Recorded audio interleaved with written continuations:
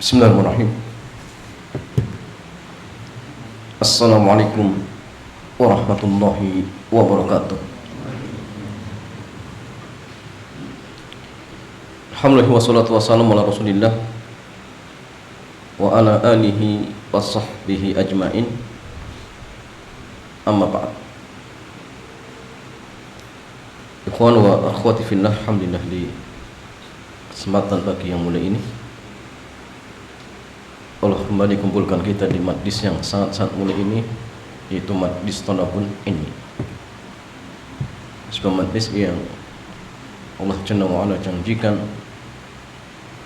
terkait orang-orang yang dia luangkan waktunya, dia keluarkan hartanya untuk menempuh di majlis-majlis ilmu, maka Rasulullah SAW kabarkan sahhalallahu lahu bihi tariqan ilal jannah.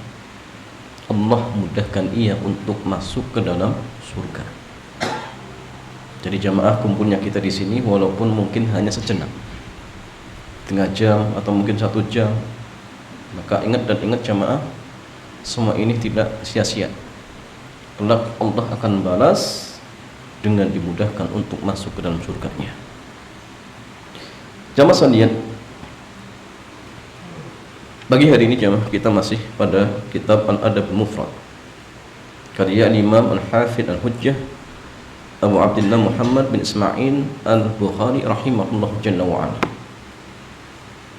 Dan bagi hari ini kita masuk bab Silaturrahim tazidu fil umar. Bab seputar silaturahim bisa menambahkan umur. Silaturahim bisa menambahkan umur. Berkata Imam Bukhari rahimahullahu jalla wa ala, haddatsana Abdullah bin Salih. Telah menceritakan kepada kami Abdullah bin Salih, beliau mengatakan haddatsani Al-Laits. Telah menceritakan kepadaku Al-Laits, qala haddatsani Aqil. Telah menceritakan kepadaku Aqil.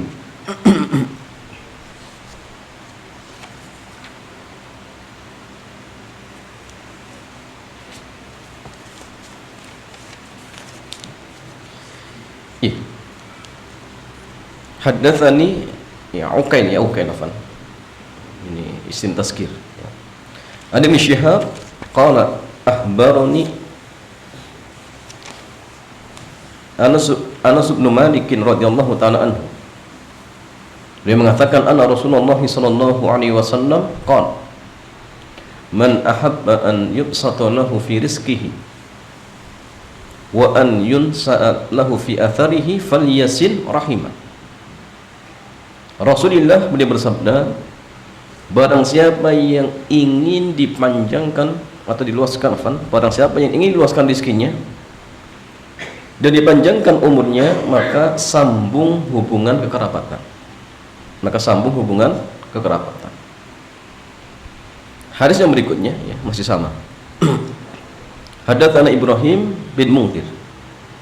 Kata Imam Bukhari telah menceritakan kepada kami Ibrahim bin Mundhir, beliau mengatakan hadatsana Muhammad bin Ma'an. Telah menceritakan kepada kami Muhammad bin Ma'an. Qala, beliau mengatakan hadatsani abi. Telah menceritakan kepadaku ayahku dari Sa'id bin Abi Sa'id Al-Maqburi. Dari Sa'id bin Abi Sa'id Al-Maqburi. An Abi Hurairah radhiyallahu ta'ala anhu, dari Abu Hurairah radhiyallahu ta'ala anhu. Beliau mengatakan, sami'tu Rasulullah sallallahu alaihi wasallam, saya pernah mendengar Rasulullah sallallahu alaihi wasallam bersabda, man sarrahu an yubsata lahu fi rizqihi, barang siapa yang ingin diluaskan rizkinya, wa yunsa'a lahu fi atharihi, dan ingin dipanjangkan umurnya, falyasil rahimah, maka sambung hubungan kekerabatan. Jamaah sekalian, hadis ini berbicara tentang fadilah silaturahim. Bahwasanya jamaah sekalian, silaturahim min afdali ta'atin lati yataqarrabu biha al-'abdu ila rabbih azza wa jalla. bahwa silaturahim merupakan ketaatan yang paling afdal atau ibadah yang paling afdal. Ya tentu jamaah setelah apa? Mentauhidkan Allah. Dalam sebuah hadis ketika Rasulullah SAW ditanya tentang ya, amalan yang paling utama, maka beliau mengatakan ya, mentauhidkan Allah. Ya. Kemudian apa? Birrul walidain. Atau dalam hadis yang dikatakan ketika Nabi tanya tentang dosa yang paling besar, maka beliau bersabda, antaj'ala lillahi niddan wa huwa khalaqak. Kau jadikan tandingan bagi Allah padahal Allah telah menciptakanmu. Kemudian di antaranya wa uququl walidain. Nah, sehingga artinya jamaah ya, kalau uququl walidain dosa yang paling besar setelah ya syirik, berarti artinya birrul walidain merupakan amalan yang afdal setelah mentauhidkan Allah Jalla wa Ala. Allati yataqarrabu biha al-'abdu ila rabbih 'azza wa jalla. Jadi mana amalan ini bisa dijadikan wasilah oleh seorang hamba untuk mendekatkan dirinya kepada Allah. Di jamaah, kalau kita ingin semakin dekat ya, dengan Allah Jalla wa Ala, di antara amalan yang bisa kita amalkan adalah menyambung hubungan kerabatan. Ya. Kita punya kerabat, jangan sampai ya, satu kali pun tidak pernah kita sambung, tidak pernah kita berkunjung, tidak pernah kita tanya kabarnya. Oh, ini jamaah masalah. Ya. Kenapa? Menyambung hubungan kerabatan wajib. Dan sudah pernah kita jelaskan bahwasanya di antara bentuk menyambung hubungan kerabatan itu ya, bisa dengan ziarah ya, antum berkunjung. Kalau misalkan rumahnya dekat, berkunjung ya, Mas. Berkunjung. Masya Allah, pahalanya luar biasa, dipanjangkan umurnya, diluaskan rezekinya ya.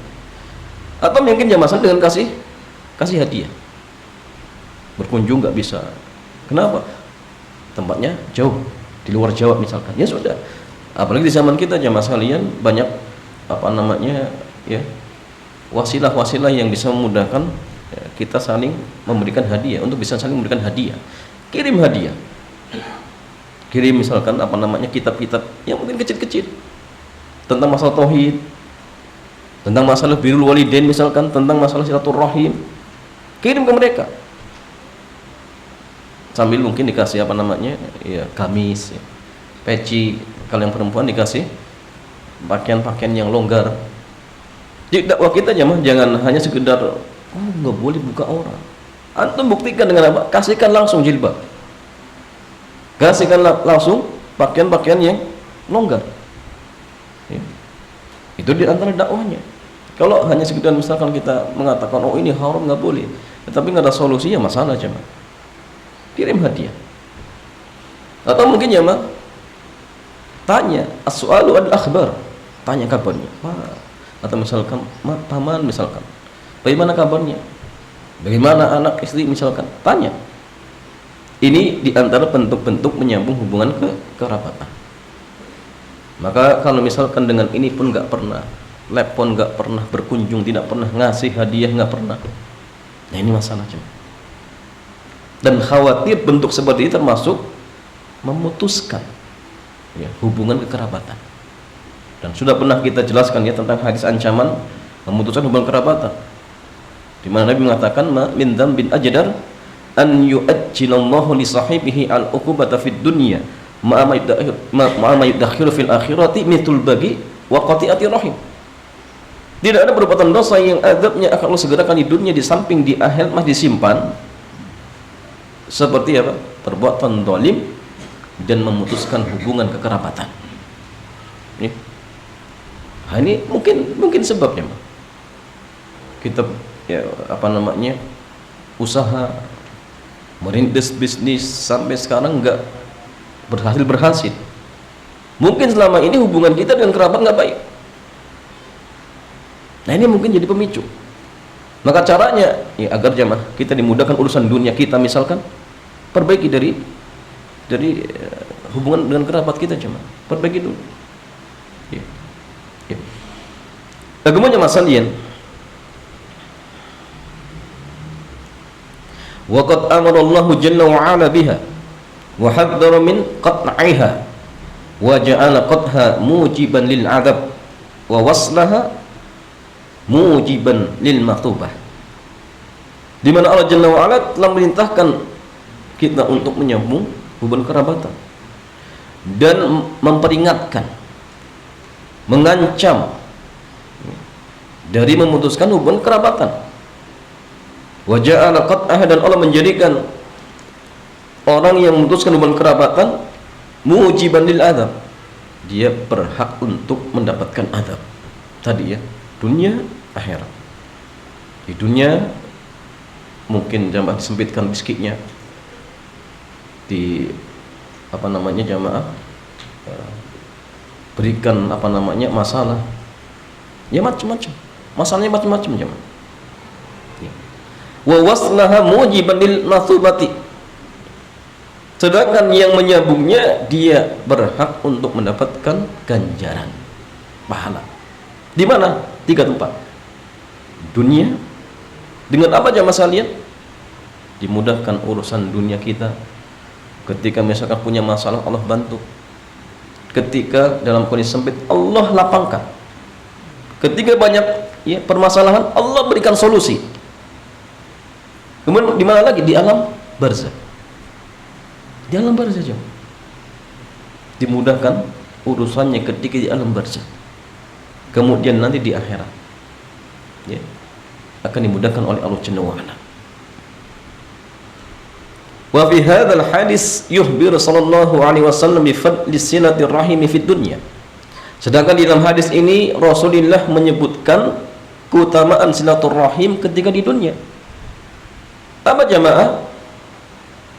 Dipanjangkan umurnya, diluaskan rezekinya. Ini di dunia, ini di dunia. Wal muradu bil arham, dan yang masuk dengan al-arham, kerabat jemaah. Kerabat itu orang-orang yang punya hubungan apa? Hubungan apa jemaah? Hubungan rahim dengan kita. Dan kalau dari silsilah ke atas itu bapak kita yang keempat. Bapak kita, bapaknya bapak, bapaknya bapak, bapaknya bapak. Berarti kalau kakek ya kakek ketiga. Ya. Bapak kita, kakek, kakek, kakek. Karena bapak itu jamaah ingat ya, bapak itu ke atas. Bapak itu ke atas. Ya. Maka kalau kita dipindahkan untuk berbakti kepada kedua orang tua, itu mencakup ke atas jamaah. Jadi kepada orang tua kita wajib berbakti. Kepada bapaknya bapak wajib jamaah. Bukan nggak wajib, wajib. Ya. Kakek itu kita wajib berbakti. Jangankan kakek dan nenek jamaah, bibi dari pihak ibu saja kita wajib berbakti. Seandainya misalkan ibu kita meninggal kemudian masih punya saudara, maka kesempatan masih ada. Silakan berbakti kepada bibi kita. Sehingga jangan sampai jamaah justru dengan bibi kok musuh-musuhan. Gara-gara masalah sedikit ya, akhirnya jadi apa? Hubungannya renggang. Jangan. Kenapa jemaah? Ya khawatir tadi termasuk qat'u silaturahim, memutuskan hubungan kekerabatan. Dampaknya berbahaya dunia, alam barzakh dan akhirat. Ya. Bagaimana masalahnya?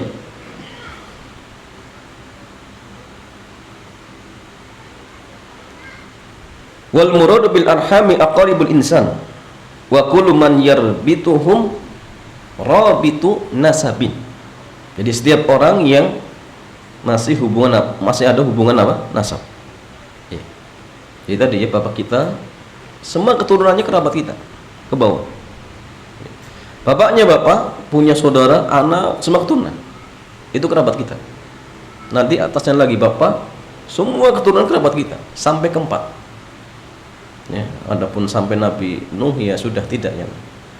Nabi siapa lagi? Ya, sudah tidak. Sampai 4 saja. Kita diwajibkan untuk menyambung hubungan baik dengan mereka. Baik dengan tadi ya, memberikan hadiah, menanyakan kabarnya, misalkan berkunjung. Kita dipintakan ya. Sawa'un akana warithan lahum am ghairu warithin. Baik mereka itu ahli waris atau tidak. Karena jamaah, setiap mahram pasti kerabat. Sahih? Pasti. Pasti. Mahram pasti kerabat.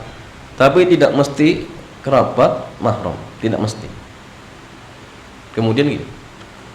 Setiap mahram apakah pasti ahli waris? Pasti, sahih? Pasti tidak jemaah? Belum tentu. Tapi apakah setiap ahli waris mahram? Mahram tidak jemaah? Belum tentu. Belum tentu. Ini belum tentu jemaah. Contohnya gini.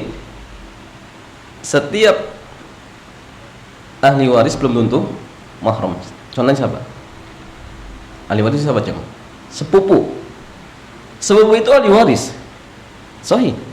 Kalau tidak ada ahli waris yang lain, adatnya sepupu, itu bisa dapat. Bisa dapat. Itu lagi.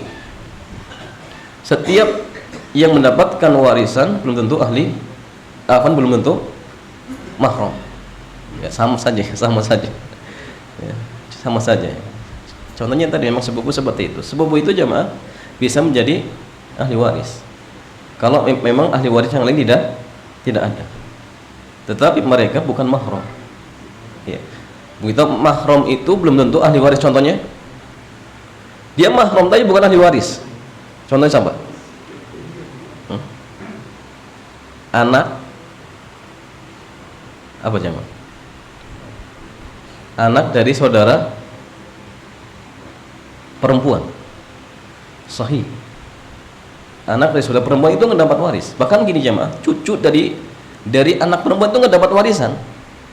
Nggak dapat warisan. Yang dapat warisan itu cucu dari anak laki-laki tok. Ya, jadi contoh gini, ada kasus misalkan ada orang tua punya anak, misal laki perempuan. Jadi orang tua punya anak laki perempuan. Ternyata jemaah anaknya ini semuanya meninggal dunia. Yang laki meninggal, tapi belum punya anak. Masing-masing anak punya anak dua, misalkan. Yang laki juga punya anak dua, yang perempuan punya anak dua. Berarti cucunya ada 4. Ternyata anaknya meninggal duluan. Ya. Setelah meninggal 1 tahun kemudian bapaknya meninggal, berarti kakeknya. Maka yang dapat warisan cuma siapa? Cucu dari anak laki-laki. Yang perempuan nggak dapat. Jadi cucu dari anak perempuan itu tidak dapat, tapi dia mahram. Tapi nggak dapat warisan. Ya. Tidak dapat warisan. Terus bagaimana jemaah? Ya sudah. Paling bisa jalurnya dengan apa? Dengan hadiah.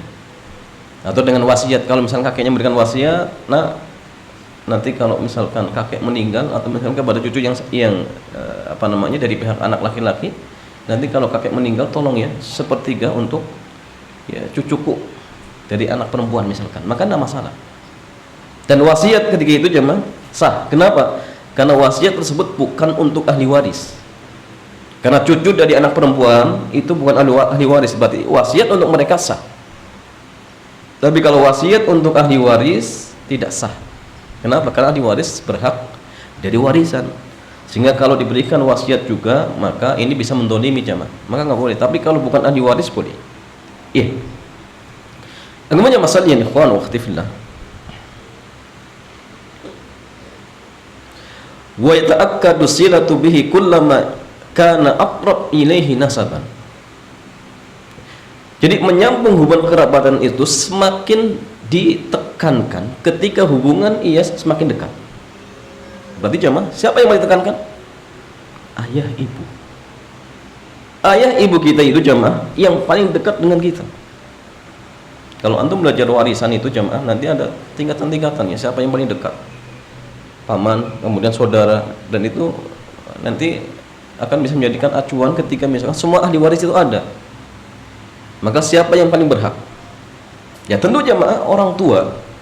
Orang tua itu selama-lamanya tidak dimahjub. Apa mahjub? Tidak dihalangi. Nggak dihalangi. Oleh anak nggak bisa. Ada misalkan seorang anak meninggal dunia, orang tuanya masih hidup, tetap dapat. Walaupun dia punya anak, tetap dapat. Berapa jamaah bagiannya? Ada seorang anak kemudian meninggal dunia, bapaknya masih ada, ibu bapaknya masih ada. Berapa bagiannya? 1/6. ibu 1/6, bapak 1/6. Kemudian sisanya untuk anak. Kalau misalkan anaknya laki-laki dan perempuan, ya sudah dibagi saja. Anak laki-laki dapat 2, perempuan dapat 1. Jadi ingat, bapak ibu itu tidak bisa dimahjub, tetap dapat, ini. Kemudian masalahnya,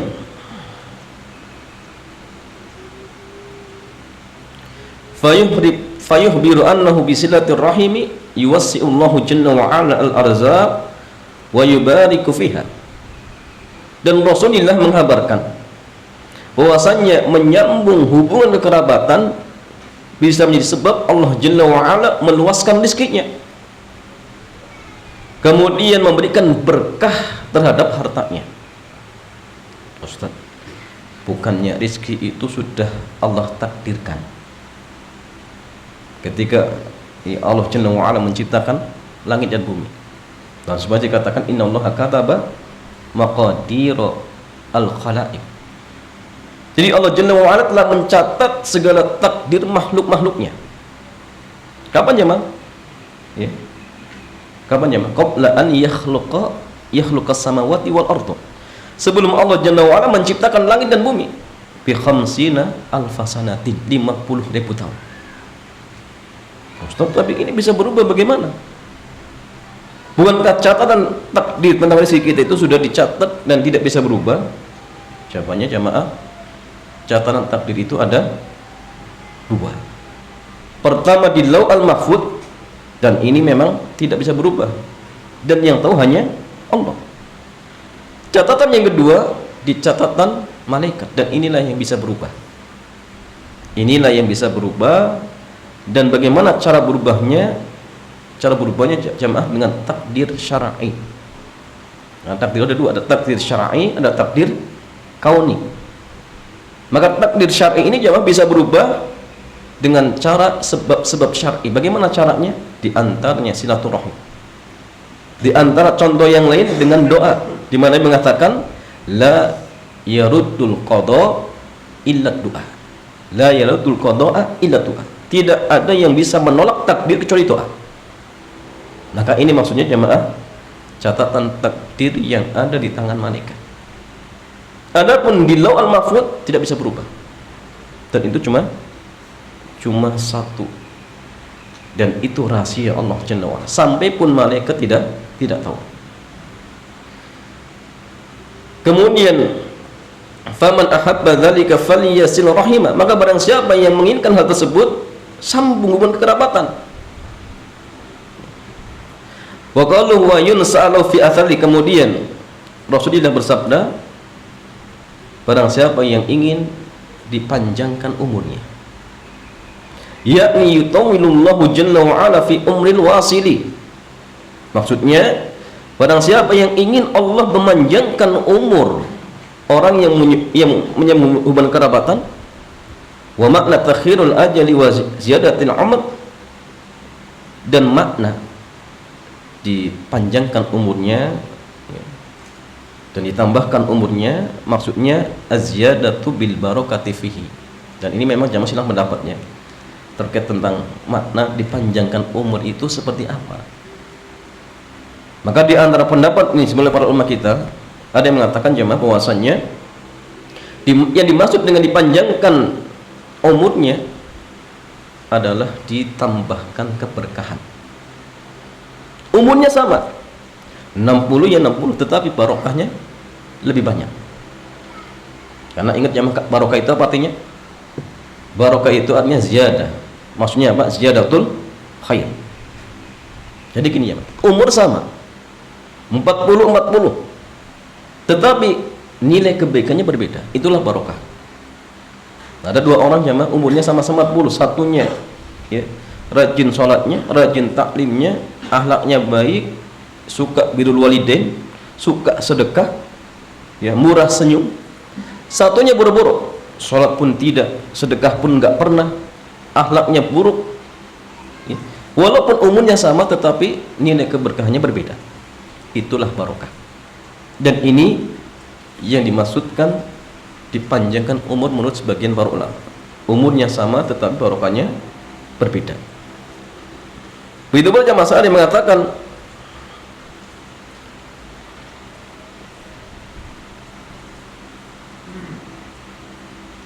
yang dimaksud dengan dipanjangkan umur adalah ya, Allah Jalla wa Ala memberikan apa? Umur dalam artian gini jemaah. Umur itu bersyarat. Kalau dia menyambung hubungan kerabatan umurnya sekian, kalau tidak sekian. Ya. Jadi umurnya ditentukan dengan dua takdir ya. Kalau menyambung ya, misal umurnya cuma kalau menyambung umurnya 60, kalau tidak menyambung 50. Ini dimaksudkan sebagian para ulama kita. Ya.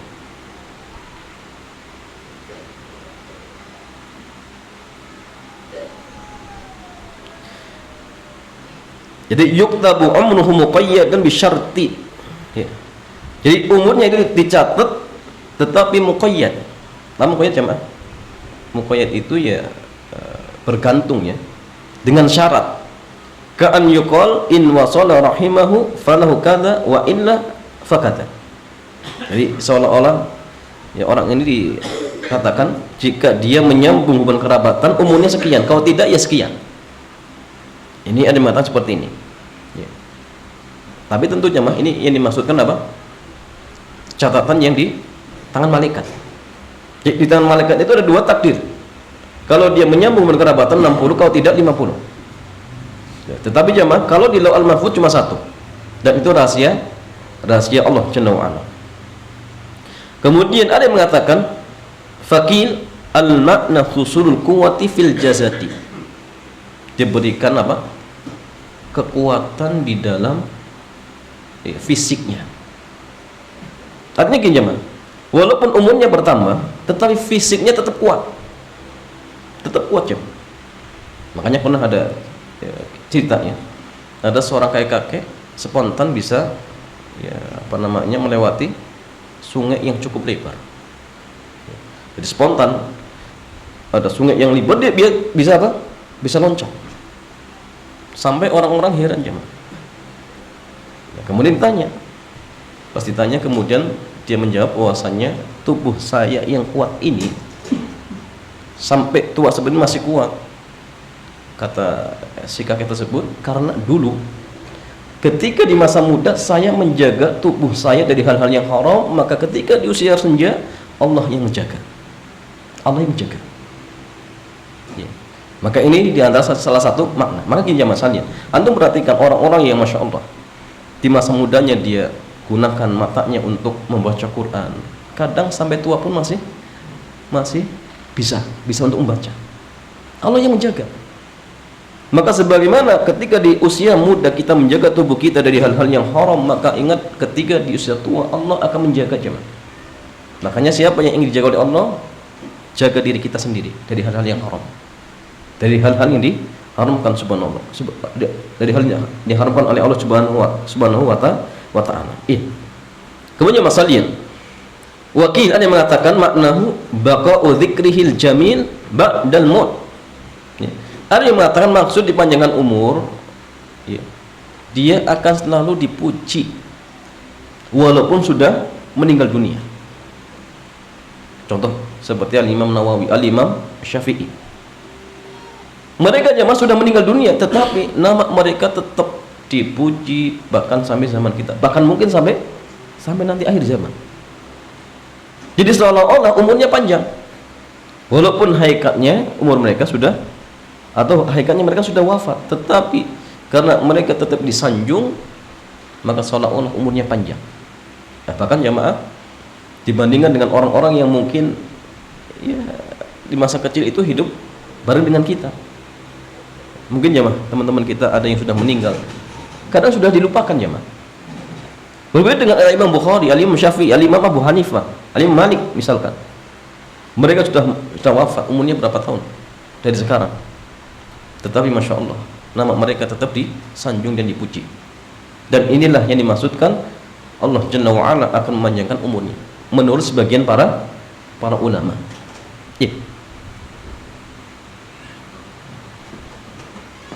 Tetapi kata Syekh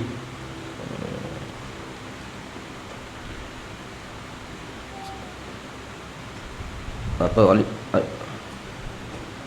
Al-Habib Ibnu Hajar ya, beliau mengatakan wa hadzal qaul al-akhir huwa rajih.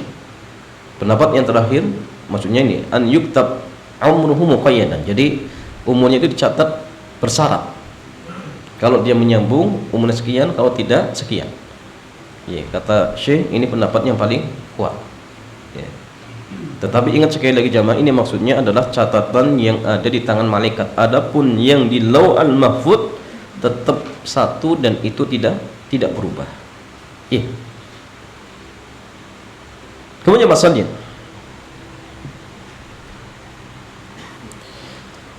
bab berikutnya, bab man wasala rahimahu ahabbahu ahlu. Bab barang siapa yang menyambung hubungan kerabatan, maka ia akan dicintai oleh keluarganya. Maka ia akan dicintai oleh keluarganya. Berkata Imam Bukhari, haddatsana Muhammad bin Katsir. Berkata Imam Bukhari telah menceritakan kepada kami Muhammad bin Katsir, qala, beliau mengatakan ahbarana Sufyan an Abi Ishaq. Siapa jemaah ini?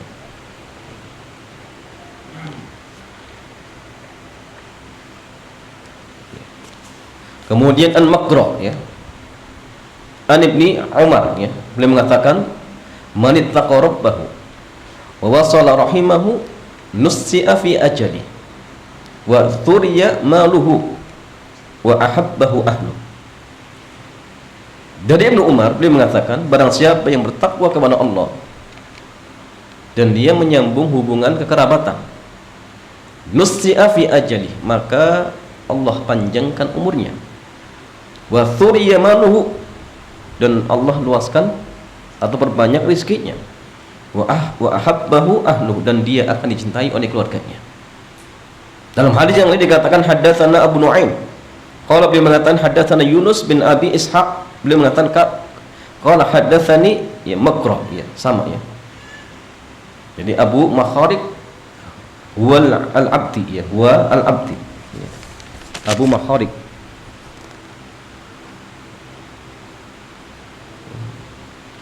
Atau Abu Mukharik ya, ini nama itu nggak bisa ngarang ya. Abu Mukharik wa al-Abdi qal ya, qala Ibnu Umar. Ibnu Umar mengatakan man ittaqa rabbahu wa salla rahimahu, barang siapa yang bertakwa kepada Allah, menyambung hubungan kerabatan, unsi'a lahu fi amrihi, maka Allah akan panjangkan umurnya, wa thuriya maluhu, dan Allah akan berbanyak hartanya, wa ahabbahu ahluhu, dan ia akan dicintai oleh keluarganya. Baca masalahnya, hadis ini menjelaskan tentang fadilah yang lain dari menyambung hubungan kerabatan. Hadis yang tadi disebutkan bahwasanya barang siapa yang menyambung hubungan baik dan kerabatnya, Allah akan panjangkan umurnya, kemudian Allah luaskan rezekinya. Maka dalam hadis ini jemaah ditambahkan plus dia akan dicintai oleh keluarganya. Plus dia akan dicintai oleh keluarganya. Tetapi ingat jemaah, menyambung hubungan baik dan kerabat itu tidak hanya dengan kerabat yang baik dengan kita. Ingat, tidak hanya dengan kerabat yang baik dengan kita. Bahkan dalam hadis yang dikatakan laisal wasilu bil mukafi, tidaklah orang dianggap menyambung hubungan kerabatan kalau babnya hanya membalas. Pamannya dia berkunjung, akhirnya dibalas, dia juga berkunjung. Ini bukannya dimaksudkan, walaupun iya ini juga termasuk. Tapi jamaah saling kata Nabi jamaah, menyambung hubungan kerabatan yang paling utamanya adalah menyambung dengan kerabat ya, ketika dia memutuskan hubungan kerabatan dengan kita. Jadi gini ya, kalau antum punya kerabat, dari sekian kerabat yang ada, misal ada yang paling gak suka dengan antum ya, pokoknya kalau ketemu ya, mukanya cemburu, sukanya apa? Jelek-jelekin antum. Maka itulah jamaah ya, lahan antum untuk apa? Menyambung hubungan kerabatan. Dan disitulah jemaah pahalanya akan lebih besar. Kenapa? Ya. Memang ini hakikatnya menyambung hubungan kerabat itu menyambung sesuatu yang putus. Kalau sudah tersambung, apa babnya jemaah? Babnya apa jemaah? Ya Artinya tidak secara hakikat seperti ini, tetapi ya tetap enggak masalah, bahkan tetapnya dianjurkan.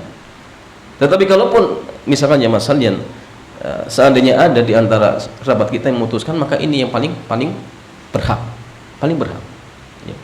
Sehingga jangan sampai ketika kerabat antum memusuhi antum kok dibalas dengan dimusuhi, jangan. Justru ketika mereka berbuat buruk, balas dengan kebaikan. Karena ingat jamaah, dalam kaidah ya, dalam kaidah usul dikatakan, atau qaidul fikih, yaitu dikatakan gini, la yuzalu doror bid-doror. Jadi mudarat itu tidak bisa dihilangkan dengan mudarat yang lain. Artinya gini, kalau ada seorang berbuat jahat ke antum, cara menghilangkannya bukan dengan berbuat jahat, tetapi apa? Antum berbuat baik.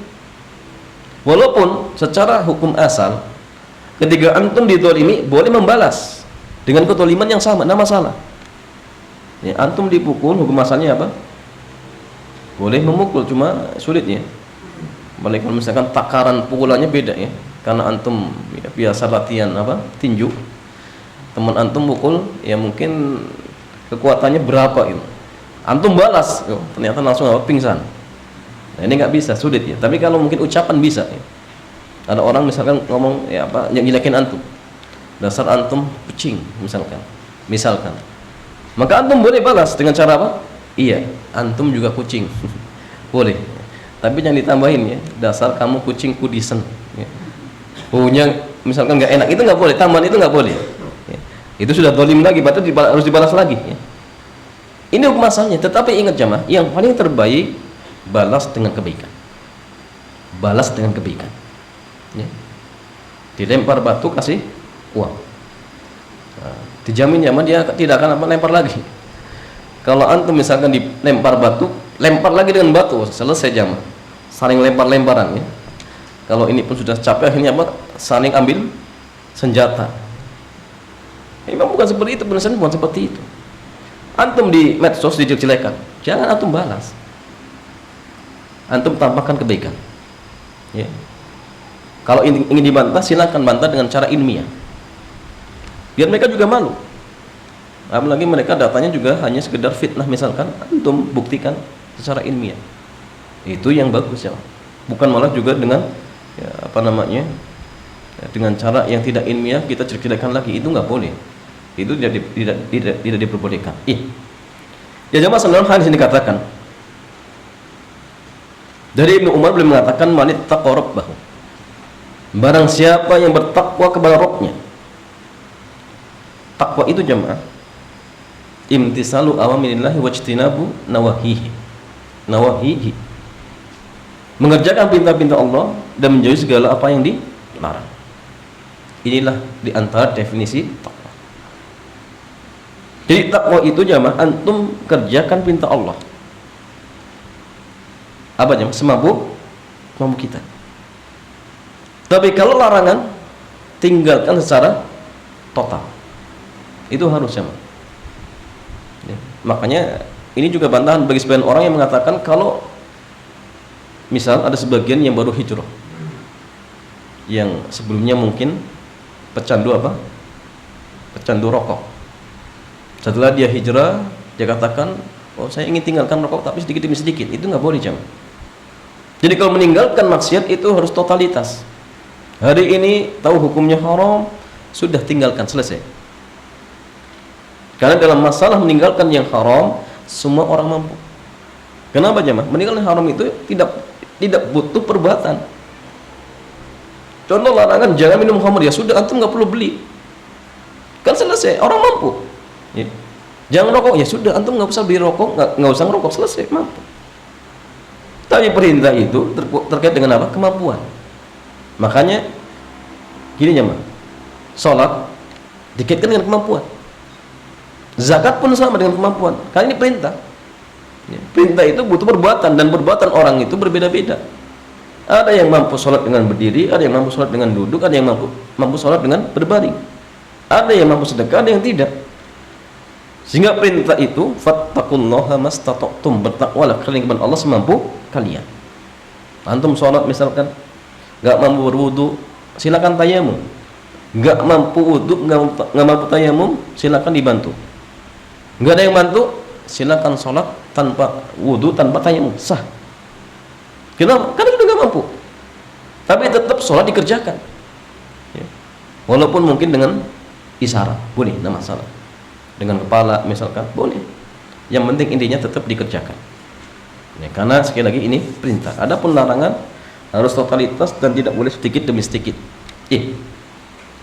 Dan ya masalah dalam asar yang lain dikatakan ketika ya Umar radhiyallahu ta'ala bertanya tentang masalah takwa, kemudian dijawab takwa itu seolah-olah kita lewat sebuah jalan, ya di mana jalan tersebut penuh dengan duri. Nah ini ditanya, terus bagaimana? Ya, Anda melewatinya? Maka kata Umar, ya saya akan lewat dengan cara apa? Berhati-hati. Maka dikatakan sahabat tersebut, itulah takwa. Jadi takwa itu jamaah antum hidup di dunia dengan penuh kehati-hatian. Jangan sampai kita menginjak duri-duri yang dimana duri-duri tersebut jamaah ada sesuatu yang diharamkan, perzinahan, ya. Kemudian apa? Dusta, mencuri, tinggalkan. Kalau kita ingin selamat ke tempat tujuannya itu surga, itulah takwa. Itulah takwa. Dan barang siapa yang bertakwa Allah, Allah akan memberikan solusi. Wa may yattaqillah yaj'al lahu makhraja. Barang siapa yang bertakwa kepada Allah, maka Allah akan memberikan solusi dari berbagai permasalahannya. Wa yarzuqhu min haitsu la yahtasib, dan Allah akan memberikan rezeki dari arah yang tidak diduga-duga. Nah, sehingga gini jamaah, kalau misal antum banyak masalah, ya, kemudian lagi mulai merintis bisnis, maka asbab yang paling manjur jamaah, asbab yang paling manjur, tingkatkan ketakwaan antum kepada Allah. Kenapa? Karena antum mau mengetuk, ya, pintu-pintu rezeki dari Allah. Ketuk, ya. Agar apa jemaah? Agar Allah memudahkan urusan kita. Dan ya, seandainya misalnya bisnis kita lancar, tentu ya, rezeki tersebut rezeki yang barokah jemaah. Tapi kalau misalnya ada seorang dia ketika mulai bisnis datangnya kemana? Dukun. Ya, agar apa? Agar bisnisnya lancar misalkan. Kalaupun mungkin jemaah, kalaupun mungkin bisnisnya berhasil, ya, dijamin itu nggak barokah jemaah. Dijamin itu nggak barokah. Bahkan mungkin jemaah itu istidraj, azab dari Allah. Ya, karena gini, sebab-sebab mendapatkan rezeki itu ada dua. Ada yang haram, ada yang halal. Sahih. Yang halal contohnya berdagang, bekerja, ya, di lembaga-lembaga yang halal misalkan. Ini salah satu caranya. Bila juga dengan cara yang haram, bagaimana caranya? Korupsi, mencuri, begal. Tapi semua ini sebab. Yang memberikan adalah Allah. Makanya kadang Allah bisa memberikan rezeki itu lewat sebab yang halal, lewat sebab yang haram. Orang nyuri kadang berhasil, orang begal kadang berhasil. Apakah jamaah dengan lantaran orang yang begal tersebut kemudian berhasil dan dapat uang, kemudian hal ini bisa dijadikan hujah bahwasanya begal itu boleh? Ya enggak, begal tetap haram. Karena sebagian kita itu tertipu. Ada orang datang ke dukun, ya, ternyata apa? Barang yang dicari ketemu. Akhirnya dia berhujah, oh kalau dukun salah ya nggak mungkin ketemu. Makanya masalahnya ini babnya beda. Datang ke dukun haram, sudah haram, selesai. Ya. Adapun ketika misalkan ternyata apa yang diucapkan dukun itu benar, misalkan, ya, itu jamaah hakikatnya apa? Adab dari Allah. Coba kalau seandainya misalkan orang datang ke dukun semuanya salah, dijamin dukun nggak laku jamaah. Dijamin. Kalau orang nyuri nggak ada yang berhasil, dijamin nggak ada yang nyuri. Cuma terkadang Allah memberikan apa? Keberhasilan lewat mencuri, lewat datang ke dukun. Apa tujuannya? Fitnah. Agar orang semakin percaya, sehingga naudzubillah dia sampai dalam kondisi apa? Di titik kematian dia masih percaya dengan dukun. Atau sebagian tetap masih profesinya sebagai apa? Pencuri. Dianggap oh ini profesi yang menarik misalkan. Sehingga harusnya ketika ada seorang misalkan berbuat seperti itu kok jadi lancar, harusnya semakin takut. Jangan-jangan ini azab dari Allah. Seperti dulu Allah memberikan kepada Qarun ataupun ya apa? Fir'aun. Tapi karena sebagian kita itu apa jemaah? berbangga diri. Bahkan yang muslim yang taat ibadah jadi ngiri. Oh, tetangga saya itu nggak pernah ngaji, sholatnya pun bolong-bolong, kok rezekinya lancar. Bayangkan, ya ngaji pun sampai ngiri. Naudzubillah jamaah. Maka jamaah sekalian, antum jangan pernah ngiri dengan orang-orang yang kaya jamaah. Karena kalau antum ngiri dengan mereka itu hakikatnya antum ngiri dengan orang yang hisabnya panjang. Karena orang kaya itu hisabnya panjang, nggak perlu ngiri ya, Pak. Tapi tidak masalah kalau antum ngiri dengan orang yang kaya yang sedekah, tidak masalah. Nah ini boleh. Tapi kalau hanya ngirinya dengan sebab kayanya saja, jangan. Karena mereka cuma orang-orang kaya itu, sekali lagi, kalaupun masuk surga, masuk surganya lama. Masuk surganya lama seperti itu. Oke. Kemudian wasala rahimah, dan dia menyambung hubungan kerabatan.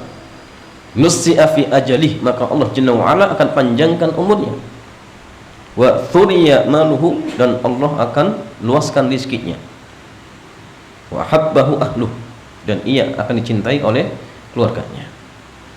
Dalam hadis ini dikatakan, ya, man ittaqa rabbah, barang siapa yang bertakwa kepada Allah Jalla wa Ala dan dia menyambung hubungan kerabatan, unsi'a lahu fi umrih, maka Allah Jalla wa Ala akan memanjangkan umurnya dan meluaskan rezekinya, serta ia akan dicintai oleh keluarganya. Maka gini jemaah, kalau misalkan di antara antum ada yang punya sengketa dengan kerabat, dengan bibi paman misalkan, atau dengan keponakan misal, maka cara untuk memperbaiki hubungan ya, antum dengan ya, kerabat tersebut, atau hubungan kita dengan kerabat ya, kita jemaah, sambung hubungan kerabatan. Sambung hubungan kerabatan. Bagaimana caranya tadi? Bisa dengan memberikan hadiah. Apalagi Nabi mengatakan tahabu, saling memberikanlah hadiah di antara kalian, maka kalian akan saling cinta mencintai.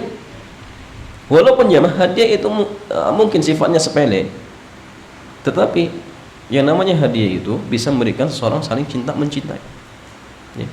Bahkan terkadang dakwah itu jamaah bisa berhasil dengan cara tadi, hadiah ya. Makanya sebagian kita kadang-kadang apa mengatakan ya, daksos ya, dakwah sosial ya, dakwah sosial, kasih sumbangan ke fakir miskin misalkan ya, kemudian kasih santunan. Ini diantara metode dakwah seperti itu jamaah. Kadang-kadang dibutuhkan, kan dibutuhkan ya. Ada seorang ustadz, ini cerita jemaah, beliau buka kajian di rumahnya, dan karena yang hadir itu banyak, nah, sehingga mau tidak mau pekarangan tetangganya itu sering jadikan parkir ya.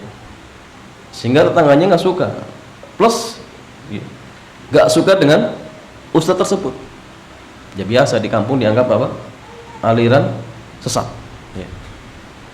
Sampai puncaknya ya, sampai puncaknya kemarahan tetangganya yang awalnya ya, pekarangan di samping rumahnya itu kosong ya, dan itu biasa dilewati oleh ustadz tersebut dan jamaah untuk ke masjid ya. Akhirnya di waktu tersebut saking sudah apa jamaah puncaknya pekarangan yang kosong ya, akhirnya ditanami apa? Pohon pisangnya. Itu isyarat biar apa? Jangan untuk parkir tidak boleh lewat ya, pekarangan tersebut ya. Ternyata qadarullah suatu ketika tangannya sakit jemaah. Tangannya sakit. Di saat ya, orang-orang kampung yang lain belum menjenguk, maka ustadz ini jemaah orang yang pertama kali menjenguk dengan ibunya, dan hanya sedikit memberikan hadiah. Ketika dijenguk dia nangis, tetangganya nangis. Ini orang yang selama ini saya benci, kok ia yang pertama kali menjenguk. Bayangkan, lewat berkunjung kasih hadiah sedikit, akhirnya apa jemaah? Pisang yang baru ditanam ditebang, semuanya ditebang ya. Bayangkan dengan dakwah seperti itu. Jadi kalau dakwah kita masya Allah dengan akhlak, dengan memberikan hadiah, dijamin banyak orang yang berbondong-bondong jemaah. Cuma kadang kita dalam hal seperti ini ya lalai jemaah, lalai. Dakwah itu tidak harus dengan kita membuka kajian, iya itu termasuk juga dakwah, tapi kita semua dai jemaah. Antum ajak tetangga ya, kalau tidak bisa dengan lewat dialog ya, dengan lewat misalkan kajian-kajian, dengan akhlak berikan hadiah, apalagi dengan kerabat. Dakwah kerabat dengan cara bagaimana? Berikan hadiah, berkunjung, kasih hadiah. Pertama mungkin dikasih makanan, ya. Nanti berikutnya makanan plus buku. Yang kecil-kecil jemaah. Minimal dia tahu tentang tauhid itu bagaimana misalkan. Mungkin awalnya nggak dibaca, ya. Akhirnya lama-kelamaan penasaran, ini buku apa sih? Pas iseng-iseng baca, ternyata hidayah masuk. Lewat apa? Lewat buku yang kita kasihkan. Ya, cuma kadang, ya, kita meremehkan hal seperti ini. Padahal dakwah itu banyak caranya, apalagi di zaman kita, ya. Kalau antum misalkan ikut grup keluarga, share kajian, video kajian, atau share artikel aja. Nah masalah mau dibaca mau tidak, yang penting antum sudah berusaha. Ya. Mungkin dari sekian keluarga antum, ya, kalau jumlahnya misalkan 40, barangkali ada 1-2 yang mau buka. Barangkali dengan dia buka ternyata hidayah itu masuk. Maka harapan itu harus diperkuat. Doa juga harus diperkuat.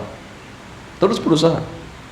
Karena kita punya kewajiban untuk mendakwai kerabat kalau kita mampu, jemaah. Kalau kita mampu. Kalau kita mampu kemudian ditinggalkan, ya khawatir kita berdosa, jemaah. Khawatir kita berdosa. Nah, sengaja masalah dia ikhwan wa akhwati fillah. Ya. Ketika kita ingin menyambung hubungan kerabatan dengan kerabat kita, maka ingat, dahulukan yang paling dekat lebih dahulu. Birrul aqrab fal aqrab. Sambung dengan yang paling dekat, kemudian yang dekat. Itu penting. Berkata Imam Bukhari rahimahullahu jalla wa ala, haddatsana Haywan bin Shuraih. Dia mengatakan haddatsana Baqiyah an Buhair an Khalid bin Ma'dan. Anil Miqdam bin Ma'di Karib.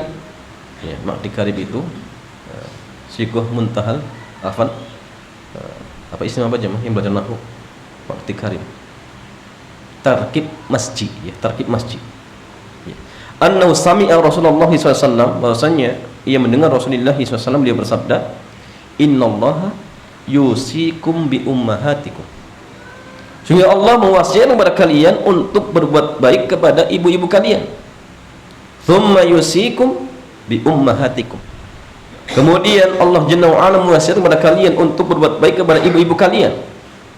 Thumma yusikum bi abaikum. Kemudian Allah mewasiatkan kepada kalian untuk berbuat baik kepada ayah-ayah kalian.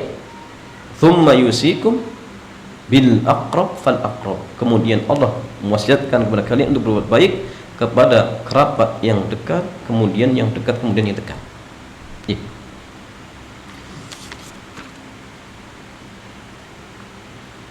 Kemudian masuk dalam hadis yang lain, ya, kita singkat.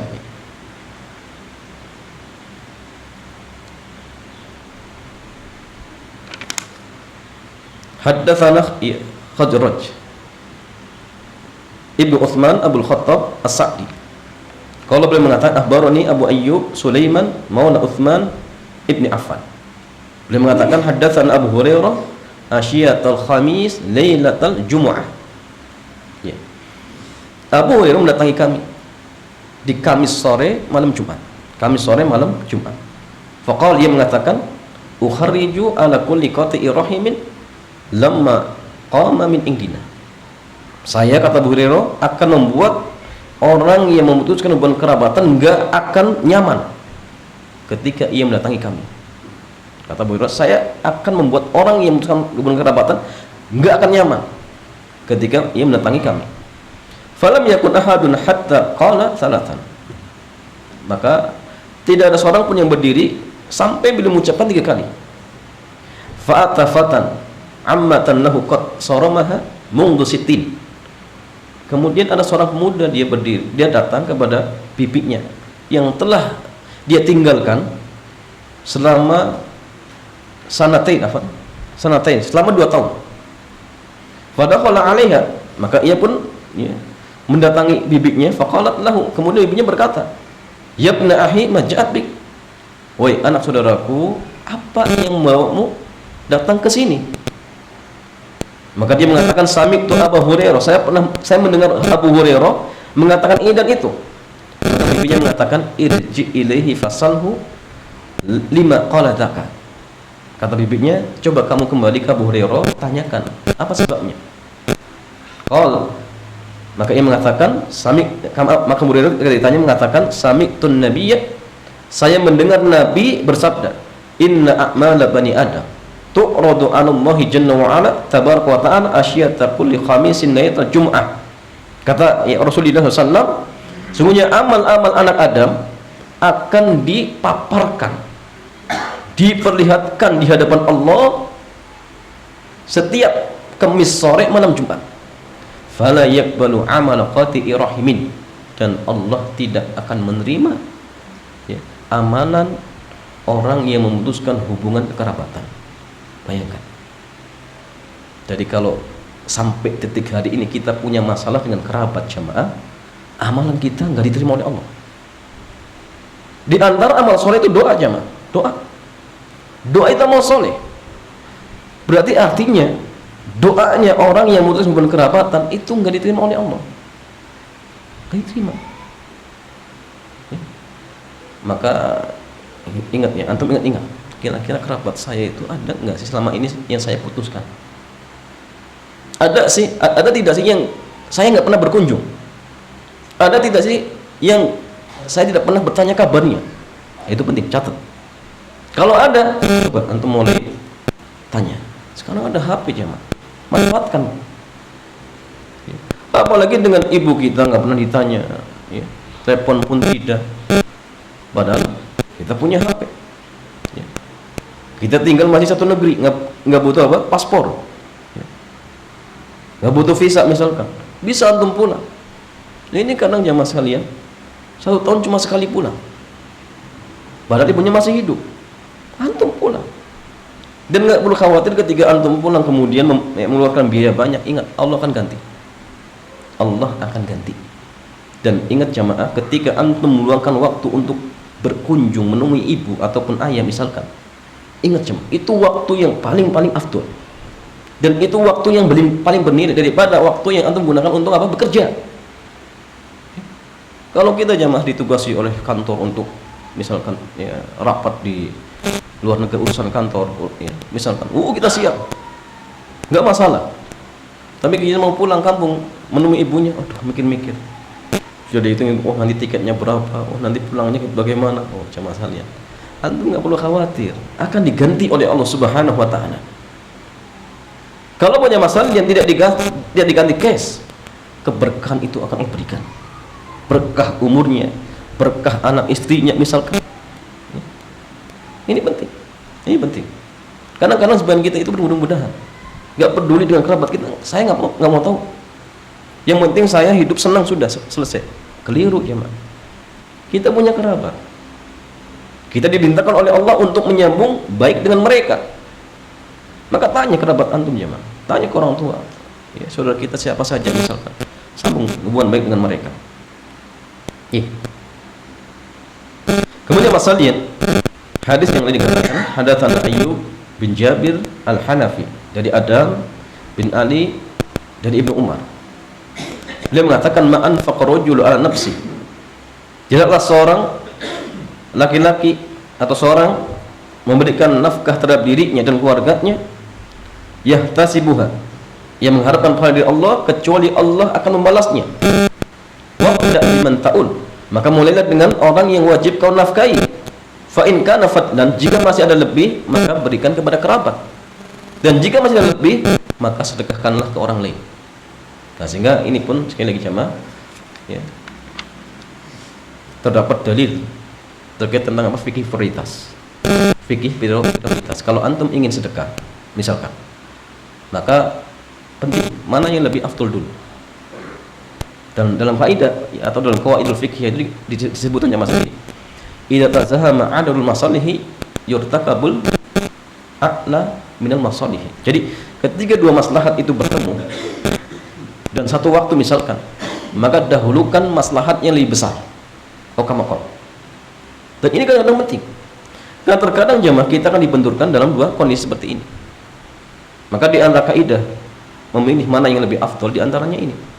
Kalau antum ingin memberikan hadiah kepada kerabat, mana misalkan yang lebih diberikan, mana yang paling dekat dulu jemaah. Kalau orang tua, ya jelas orang tua. Jangankan orang tua dengan kerabat yang lain, sama-sama orang tua, antara ibu dan bapak misalkan. Kalau antum ingin berbuat baik, mana yang dahulukan? Ibu. Ya. Dalam hadis yang dikatakan apa? Ummuka bi ummahatikum. Ibu 3 kali jemaah. Para ulama kita menyebutkan kenapa kita dimintakan untuk berbakti atau berbuat baik kepada ibu kita ya 3 kali dibanding apa kepada seorang ayah. Karena seorang ibu itu jemaah memiliki 3 hal yang dimana tidak dimiliki oleh laki-laki. Yang pertama ngandung, yang kedua melahirkan, yang ketiga menyusui. Dan laki-laki nggak bisa. Maka ibu itu paling berhak untuk kita berbuat baik kepadanya. Makanya gini, anak laki-laki ingat jemaah, anak laki-laki kalau ingin berbuat baik maka ibu ayah itu paling berhak untuk berbuat baik daripada apa? Daripada istri antum jemaah. Mereka lebih berhak. Kecuali dalam masalah nafkah. Nafkah itu jemaah istri paling berhak daripada orang tua kita. Tapi dalam masalah kebaikan-kebaikan yang lain, maka ingat, orang tua nomor 1. Orang tua nomor 1. Maka jangan sampai lupa. Apalagi anak laki-laki jemaah. Ya. Tanya kabar orang tuanya, apalagi sudah sepuh misalkan, tanya, barangkali butuh. Ya, karena orang tua itu kadang jemaah tidak mau merepotkan anaknya, padahal dia butuh. Maka anak harus pengertian.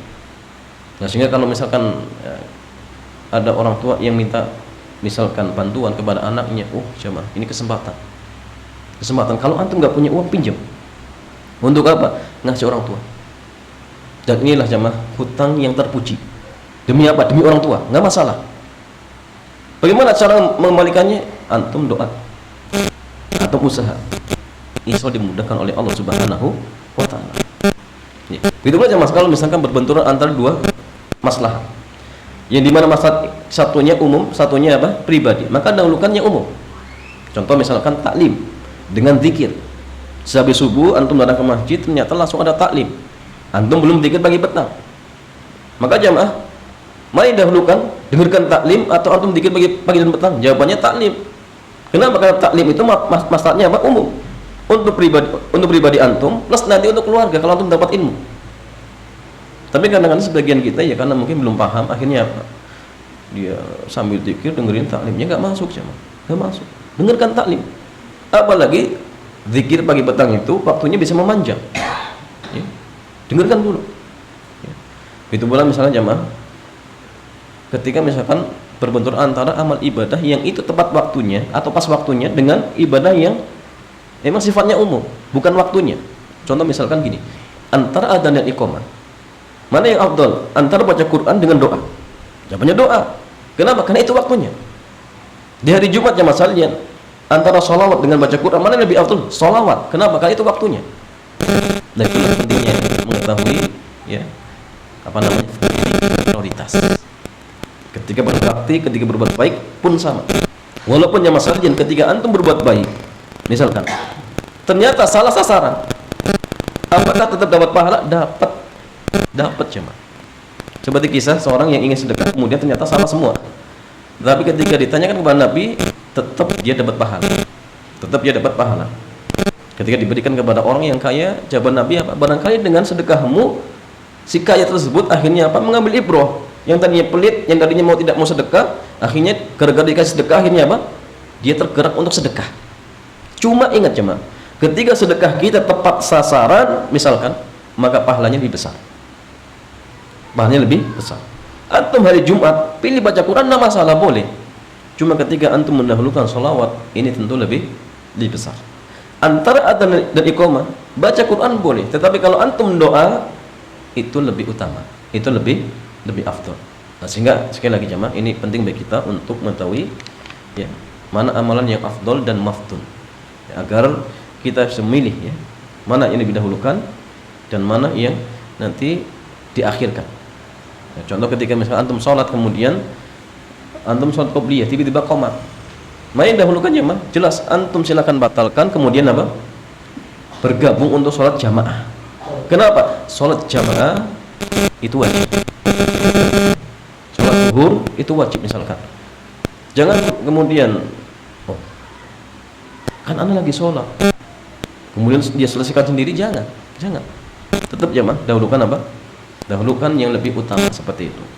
Jangan dalam artian menurut egonya sendiri, oh saya kan lagi ini dan itu misalkan. Tinggalkan, tidak masalah. Tinggalkan, tidak masalah kalau memang ada amalan yang lebih utama seperti itu.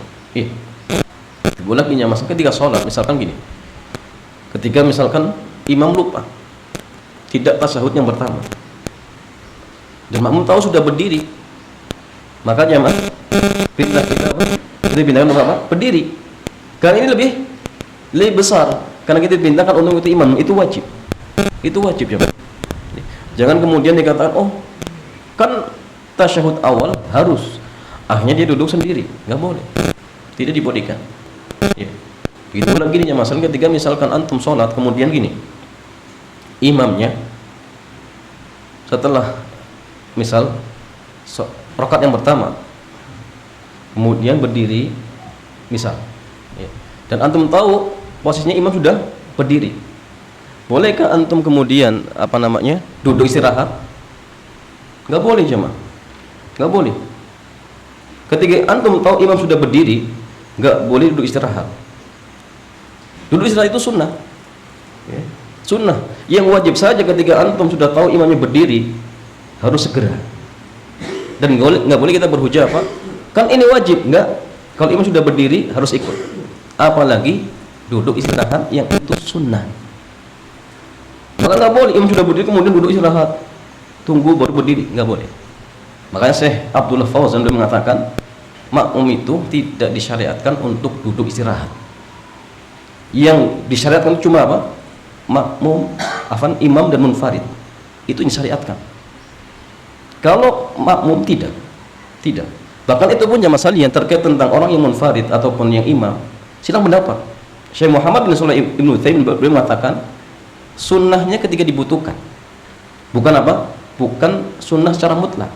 Kenapa? Karena praktek Nabi itu ketika beliau melakukan duduk istirahat ketika sepuh. Di awal-awal tidak. Maka sebagian mengatakan sunnahnya itu ketika dibutuhkan. Kalau tidak, bukan sunnah. Dan itu pun jamaah sekalian untuk apa? Untuk imam dan munfarid. Makmum tidak. Makmum tidak. Kecuali kasusnya gini. Kalau imamnya duduk, takbirnya misalnya gini. Dari duduk kemudian takbir intikal dulu, Allahu Akbar, duduk istirahat. Ya mau nggak mau kita harus duduk makmumnya. Kalau dia berdiri mendahului, ya. Walaupun ya aslinya kalau misalkan seorang ingin duduk istirahat, pas duduk itu jangan takbir. Takbirnya ketika berdiri. Ya, jadi kalau imamnya misalkan duduk diam, kemudian berdiri, makmum baru bergerak dari sujud. Bukan duduknya, tapi langsung berdiri. Kenapa? Karena imam sudah berdiri. Jangankan ya sunnah. Ketika imam tidak tasyahud yang pertama saja, tapi kita sudah melihat imam berdiri, kita langsung disuruh berdiri. Innama ju'ilal imam liyu'tamma bih, untuk diikuti. Enggak boleh berhujah, ini kan wajib duduk istirahat, duduk tasyahud yang pertama. Enggak, tetap kita harus berdiri. Kalau walaupun imamnya lupa, apalagi hanya sekedar duduk istirahat. Maka kata saya Abdul Al-Fauzan sudah mengatakan makmum tidak tidak disyariatkan. Jadi langsung berdiri. Kecuali tadi kasusnya kalau imamnya takbirnya untuk duduk istirahat. Mau nggak mau makmum ikut duduk istirahat. Atau mungkin kasus makmum yang nggak bisa langsung berdiri. Karena memang sangat butuh misalkan. Maka tidak masalah seperti itu.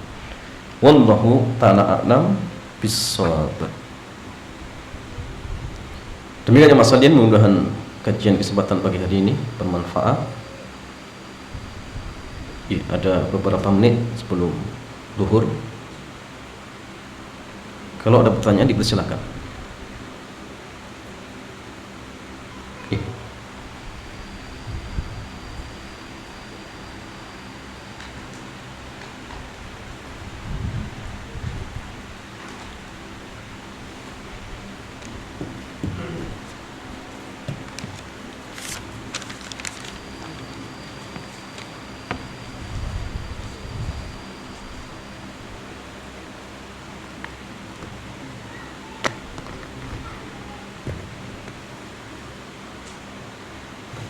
Ya, ada pertanyaan, Pak?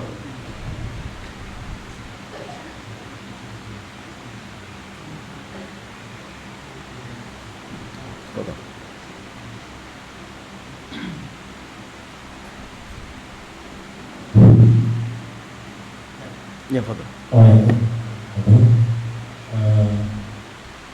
Terkait dengan kewajiban mengikuti imam, ketika kita bermakmum dengan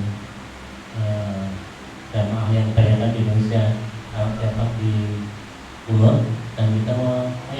bahwa sholat itu bid'ah, Oke, itu bid'ah. apa yang kita lakukan? Iya. Apakah kita mengikuti yang kita ikut ke Nah. atas mengamini ilmunya, atau kita tetap dengan keyakinan kita dan kita diam? Iya. Nah. Menjaga. Iya, jamaah sekalian, bagaimana sikap makmum ketika misalkan meyakini kunut itu bid'ah? Dan yang saya memang itu bid'ah. Nah, riwayat tentang kunut subuh secara khusus semuanya lemah, baik dari jalur Ibrahim bin Ismail atau dari Abu Ja'far, dari budaknya Anas ya. Budaknya Anas, kemudian dari rawi yang lain. Para ulama kita mengatakan semua jalurnya lemah. Semua jalurnya lemah. Ya. Yang ada itu jamaah kunut nazilah, itu memang sahih. Ya, apalagi ada hadis dari Abu Malik al-Asy'ari. Ketika dia bertanya kepada ayahnya, "Ya abati, shalaita khalfa Rasulillah wa khalfa ya Umar wa khalfa Ali. Hal yaqnutuna fi sholati subhi?" Apakah mereka kunut subuh? Ya. Apakah mereka salat dengan kunut subuh? Apa kata ayahnya? "Ya bunayya innaha muhdas." Wahai anakku, itulah amalan yang muhdas, yang dibuat-buat. Sehingga wallahu alam pendapat yang kuat dalam masalah ini bahwasanya kunut subuh itu perkara yang memang tidak disyariatkan atau perkara yang diada-adakan. Ya. Ini yang sahih. Sehingga kalau kita jadi imam, ya jangan kunut subuh. Kalau kita sholat sendirian, ya jangan kunut subuh. Tapi kalau posisi kita jadi makmum, bagaimana jemaah? Inilah yang menjadi perdebatan di kalangan para ulama kita. Ya. Kenapa? Karena dari satu sisi jemaah kita disuruh untuk apa? Mengikuti imam. Innama ju'inal imamul liyutama bihi. Imam itu dijadikan untuk diikuti. Sehingga sebagian para ulama, ya, di antaranya Syekh Muhammad bin Shalih Ibnu Utsaimin, dan ini juga dipegang oleh sebagian para asatidzah kita, ya. Mereka mengatakan bahwasannya makmum tetap ikut kunut subuh. Tetap, bahkan pendapat Syekh Muhammad bin Shalih Ibnu Utsaimin tetap ikut mengamini, ikut mengangkat tangan. Di antara hujah beliau, alasannya pertama gini, untuk menjaga persatuan dan kesatuan. Yang kedua, berhujjah dengan hadis Nabi, innama ju'inal imamun liyuktama bihi. Imam itu dijadikan untuk diikuti. Apalagi ini masalahnya khilaf. Masalahnya khilaf. Karena memang mazhab Syafi'i mengatakan sunnah. Bahkan kalau lupa disuruh sujud sahwi. Memang ini khilaf dengan para ulama. Ya. Tapi sebagian mengatakan jemaah gini, kita itu diperintahkan untuk mengikuti imam, padahal hanya sunahkan. Kalau pada perkara bid'ah ya nggak perlu. Ini kan kunut bid'ah. Kita diperintahkan untuk mengikuti imam itu, padahal hanya sunahkan. Kalau imam salah ya jangan diikuti. Nah, sehingga memang terjadi silang pendapat. Ada yang mengatakan enggak kunut karena memang itu bid'ah, ya sudah diam saja. Ya.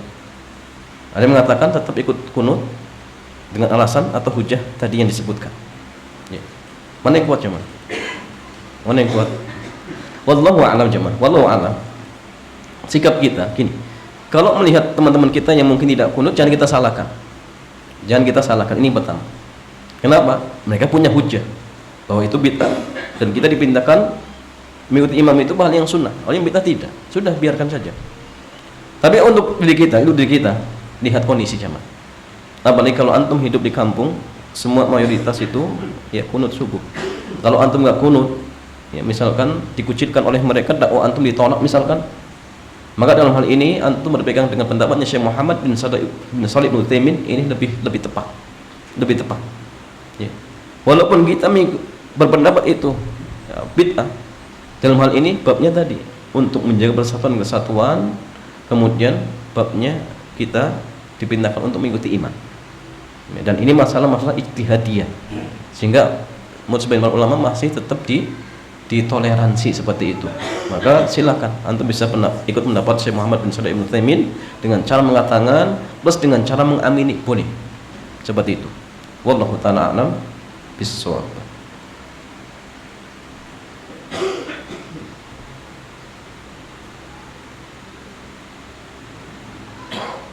Ya, ada lagi jamaah? Foto.